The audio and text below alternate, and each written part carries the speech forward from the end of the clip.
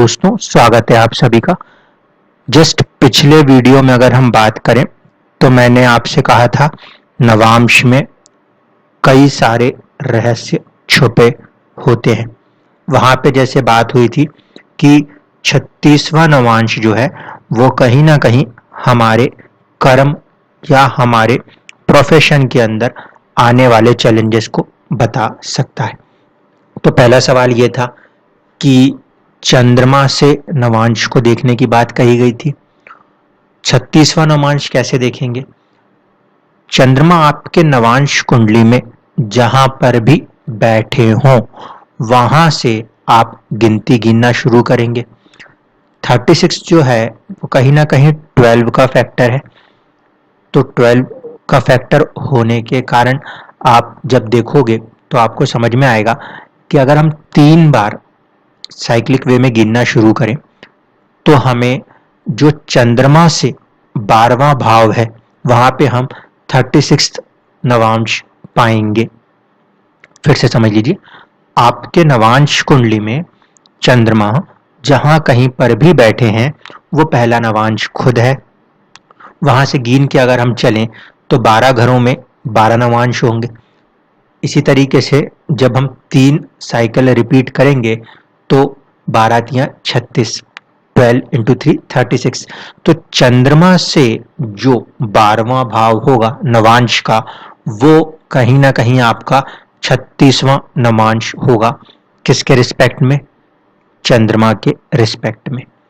अगर गोचर में नवांश के अंदर कभी भी कोई पापी ग्रह जैसे कि शनि, राहु या केतु आए तो आपको अपने कार्य में, अपने कर्म में, प्रोफेशन में प्रॉब्लम्स का सामना करना पड़ता है। ये कुंडली आपके सामने है। यहाँ पे आप जो नीचे D9 चार्ट है नेटल चार्ट के साथ इस पे फोकस करें तो आप पाएंगे कि चंद्रमा और राहु जो है उनकी युति हुई है 7 नंबर की राशि में। 7 नंबर की राशि में अगर युति हुई है तो हमें चंद्रमा से 12वां देखना है। इसका मतलब 6 नंबर की राशि हमारे लिए इंपॉर्टेंट है। इस समय का अगर गोचर देखा जाए तो तात्कालिक गोचर कुंडली को अगर मैं बनाता हूं तो आप देखिएगा नवमांश में क्या स्थिति है। नवमांश 8 नंबर से था तो मैं इसको 8 नंबर से ही आपके सामने वापस बना देता हूं। अब आप देखिए ये जो 6 नंबर की राशि है नवांश में उसके अंदर वक्री शनि मौजूद है।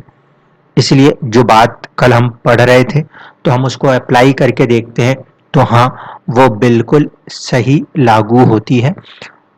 काम के अंदर कहीं ना कहीं कुछ चुनौतियां हैं और वो भी तब तक जब तक कि गोचर में शनि देव इस पर्टिकुलर नवांश के अंदर विद्यमान है। इसी तरीके से बाकी जो नवांश थे उनको भी कैलकुलेट करके उनके ऊपर से होने वाले गोचर को अगर पकड़ लिया जाए तो हम टाइमली इस बात को कैच कर सकते हैं कि कौन से पीरियड में हमारे प्रोफेशन के अंदर या हमारे हेल्थ के अंदर चैलेंजेस आ सकते हैं। 64th नवमांश देखने का तरीका बहुत ही सिंपल सा है। आपके अपने बर्थ चार्ट में अपनी लगन कुंडली में जाएंगे, वहां पे आपको नवांश कुंडली ही देखनी है। नवांश कुंडली में आपके चंद्रमा से 4 घर आगे, आपके चंद्रमा से 4 घर आगे जो भाव होगा वो भाव और उसके स्वामी वो आपके 64वें 64th नवमांश के लॉर्ड बनते हैं। इसी तरीके से अगर आपको लगन से देखना हो तो लगन से 4 घर आगे जो भी राशि आएगी उसके स्वामी भी लगन से 64th नवमांश के स्वामी बनते हैं। जब कभी भी कोई ग्रह का गोचर देखा जाता है तो नवांश वहां पे एक बहुत अलग ही क्रूशियल रोल प्ले करता है। तो पर्टिकुलर जो हम 36वें नवमांश के ऊपर बात कर रहे थे इसमें हम यहाँ पे कह सकते हैं कि जब कभी भी चंद्रमा जहां बैठा है उससे 12वें यानी कि उससे 1 घर पीछे की राशि में नवांश में जब कभी भी शनि, राहु या केतु जैसे ग्रह आते हों तो हमें अपने कार्य क्षेत्र में परेशानी का सामना करना पड़ता है। अब दूसरे एक सवाल पे चलते हैं। चलिए, चलिए अब जो चर्चा है इसकी पृष्ठभूमि समझ लीजिए। कल एक जातिका से बात हुई, उन्होंने कहा कि उनके किसी परिचित की कोई कुंडली थी। कुंडली को देखकर बहुत सारे ज्योतिषियों ने कहा कि राजयोग है, राजयोग है, राजयोग है, और समय निकलता चला गया। उसके बाद भी हाथ में कुछ नहीं आया, तो फिर उन्हीं लोगों ने कहना शुरू कर दिया कि राजयोग का समय तो निकल गया। अब देखिए, अगर कुंडली में राजयोग है तो दो चीजें हो सकती हैं कि या तो राजयोग है तो वो फल करेगा, और अगर वो राजयोग है और फल नहीं कर रहा तो इसका मतलब है कि हम कहीं ना कहीं बहुत बड़ी चूक कर रहे हैं, सामने वाले को एक झूठी उम्मीद दे दे रहे हैं। राजयोग क्यों है? राजयोग इसलिए है क्योंकि हमारी एक मानसिकता है कि हम अच्छी चीजों को बहुत जल्दी पकड़ के उसके पीछे भागने की हड़बड़ियां करने लगते हैं, जबकि अगर आप होरा शास्त्र को पढ़ेंगे तो वहां पे बहुत ही क्लियरली चीजों को मेंशन किया गया है। कोई भी हड़बड़ी वाला काम एस्ट्रोलॉजी में मुमकिन नहीं है। देखिए, अगर मैं चैप्टर 88 से ही कहानी को शुरू करूं तो उन्होंने खुद इस बात को माना है कि कुंडली में कितने भी बड़े से बड़े राजयोग हों, वो भंग हो सकते हैं। कब? किन कंडीशनों में?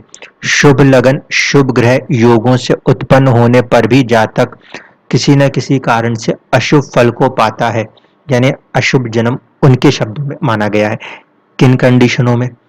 अमावस्या का जन्म आया हो, कृष्ण चतुर्दशी का जन्म आया हो, भद्राकरण का जन्म आया हो, या फिर भाई या पिता का एक ही नक्षत्र यानी कि संतान का नक्षत्र यदि अपने पिता से या उसके भाई से मैच कर गया तो किन तीनों में से किसी एक के प्राण चले जाते हैं। एक घर के अंदर, एक फैमिली में फादर, ब्रदर और संतान खुद तीनों कभी भी एक नक्षत्र से नहीं आ सकते। इसी तरीके से संक्रांति का जो जन्म होता है, संक्रांति के जन्म में ध्यान रखना होता है 13 तारीख, 14 तारीख और 15 तारीख के आसपास जब जन्म होता है ना, उस समय जब सूर्य देव अपनी राशि को बदलते हैं, वो जो पीरियड है वहां पे जब जन्म होता है वहां पर भी कहीं ना कहीं चैलेंजेस आते हैं।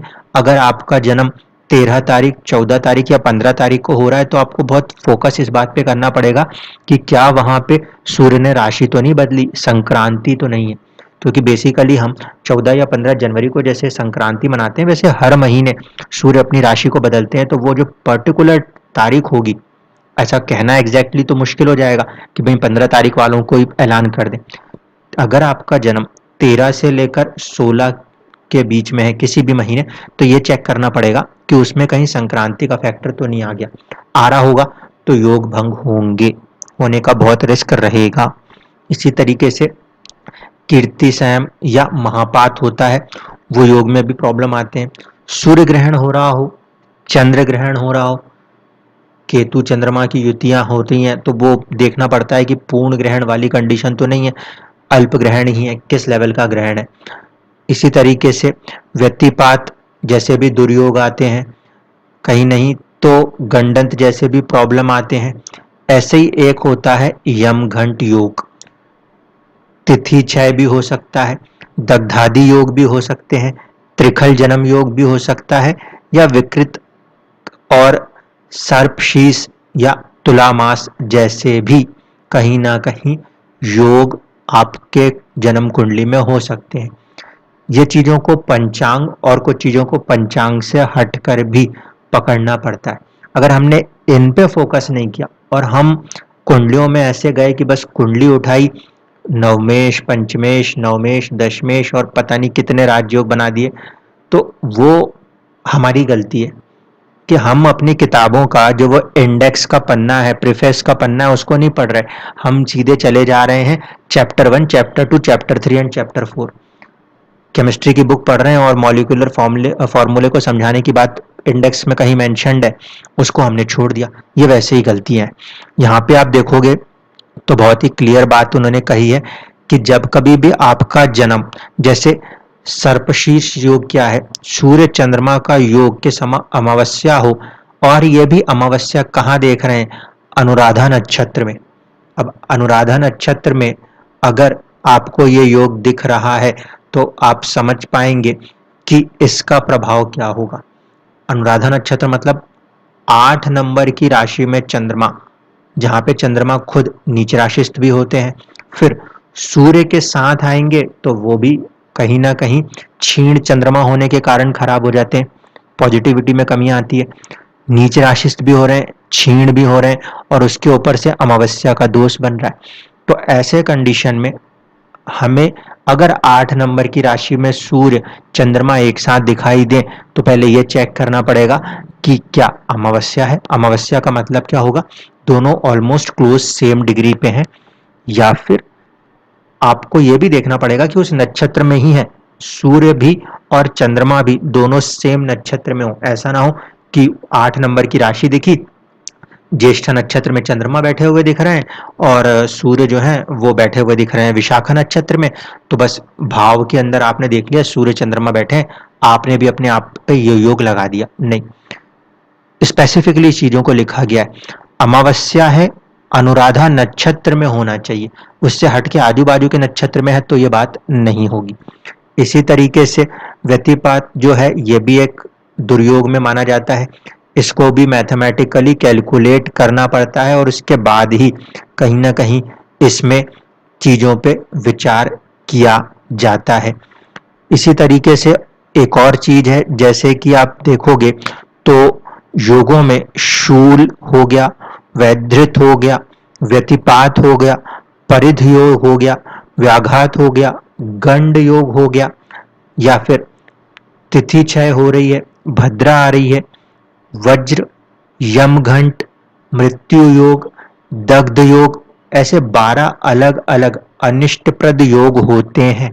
अगर वो योग कुंडली में काम कर रहे हैं तो भी कुंडली के अंदर बनने वाले कई सारे राज योगों पर अपने असर को दिखा सकते हैं।